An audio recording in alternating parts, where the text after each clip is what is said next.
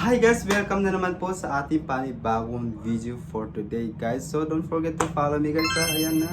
Ayan lang.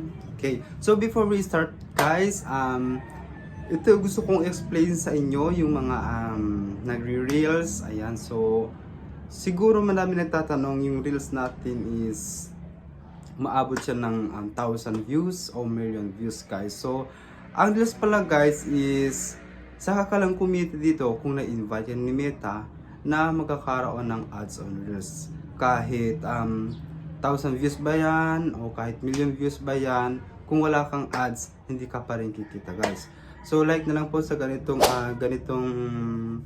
Reels ko na meron po akong 1.2k views. Tapos yung earnings ko naman is 0 guys. So it means hindi pa tayo monetize kay Meta na kikita na tayo sa ating reels na dollars. So ginagawa ko guys is monetize naman na ako sa ads on reels and ads on reels I mean ads on videos. So kasi na-achieve ko na yung 60,000 minutes views at saka 5,000 followers.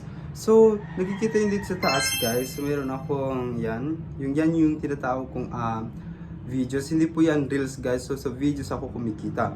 Ayan, so meron akong earnings. Ayan yung nakikita yung earnings dyan. Ayan yung in-earn ko dito sa video. Kasi monetize na ako sa videos na may ads na. So yung ads on reels naman guys, yung reels natin hindi pa tayo kumikita kung hindi pa tayo invited sa on reels. Sana aware po tayo aware po tayo dito guys. So baka nakikita nyo sa yung mga nagpo-post sa reels nila na million views, 100,000 views, pero hindi natin alam, hindi pa sila kumikita guys kasi hindi pa sila invited ni ads on reels o wala pa silang ads on reels. Saka na lang tayo kikita doon kapag meron na tayong ads on reels guys. So sa mga monetize na sa ads on views guys, keep on uploading po tayo sa ating mga videos. Mahaba gawin natin ito 2 minutes or 3 minutes or 5 minutes kung ano yung gusto mong minutes na pwede natin tapusin sa ating pag-video guys.